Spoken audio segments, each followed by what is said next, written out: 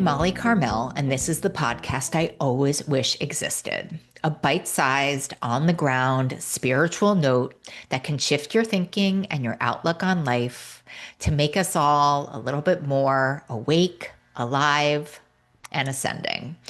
So, I want to talk about something that feels really, really needed right now in this world, in our country, in our homes, in our inner selves, all the things. And that is heart.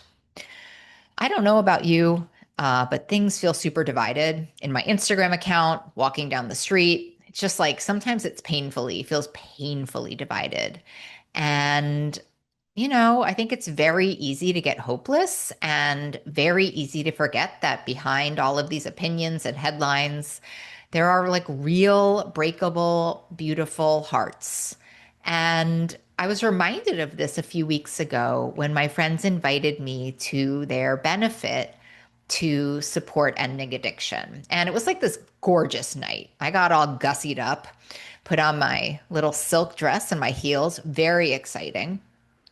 And you could just feel the hope in the room. Everybody was there to support this amazing cause and good food and good stories. It was incredible. And then to me, like the very top of this evening was when Congressman David Trone got up to speak. I had never heard of this man in my life. And he was just like this kind of average everyman, even though he wasn't in any way. And without notes and without fanfare, he just started to tell us about him and his experience.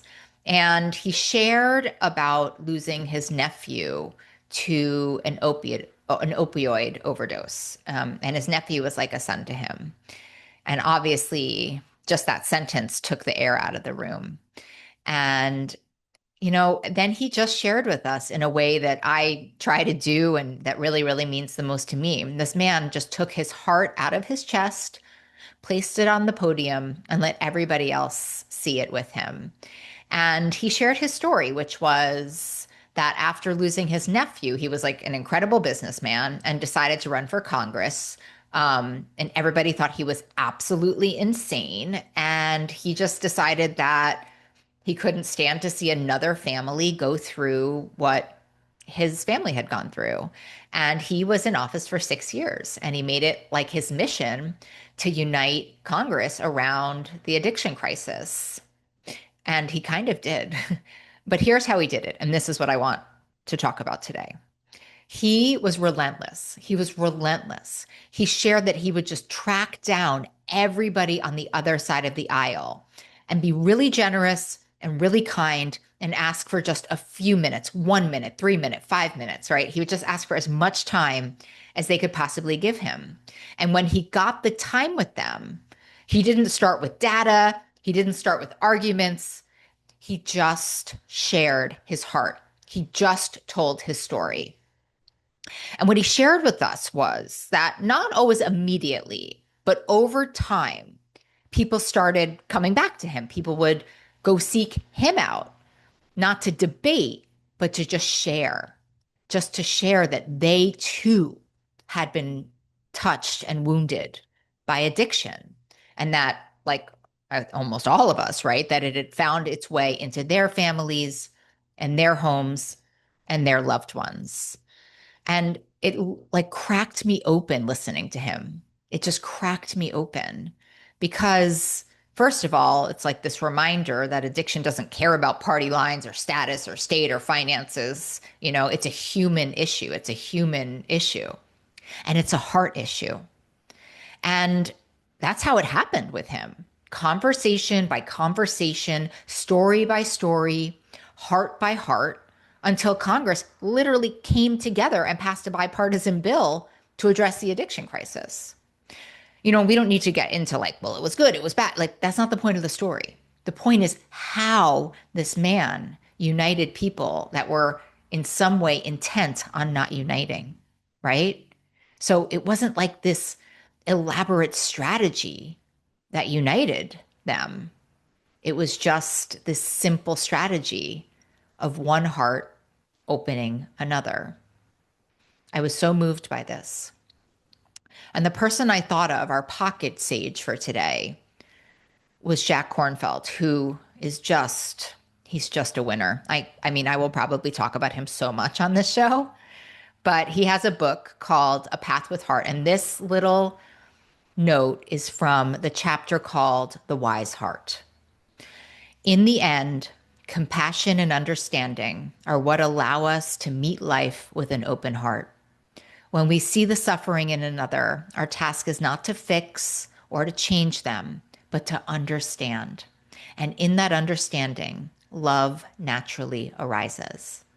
For those of you in the back. In the end, compassion and understanding are what allow us to meet life with an open heart. When we see the suffering in another, our task is not to fix or change them, but to understand. And in that understanding, love naturally arises. And when I heard David Trone speak, like that's exactly what came to mind. He wasn't on a mission to convince people. He was on a mission to connect with people. And I think, and I can speak for myself, like without a doubt, I think that's the part that we forget, that leading with our heart doesn't mean being naive or soft. It means being brave enough to go first. It means being brave enough to share your truth without needing to control what happens next. It's really what happens when we choose humanity over fear. And listen, in my perspective, right? We live in a world right now where disagreement is becoming dangerous, right? We're taught to pick a side and defend it like our lives depend upon it. But the truth is we're not starving for more sides. We're striving, I think, for more heart. And leading with our heart is an act of bravery. It means that we're taking off our armor and we're letting people see what's real, and we're trusting that truth is powerful enough on its own.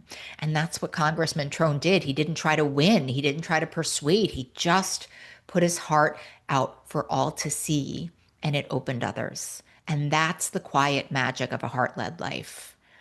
A heart-led life softens what feels hard, and it reminds people of their own tenderness, and it makes connection possible again. And we don't all need to be standing at a podium at a benefit to do that, right? We can just do it at our dinner table or on a hard phone call or in a moment where silence feels safer, but love feels truer. So our word of the day, heart, heart.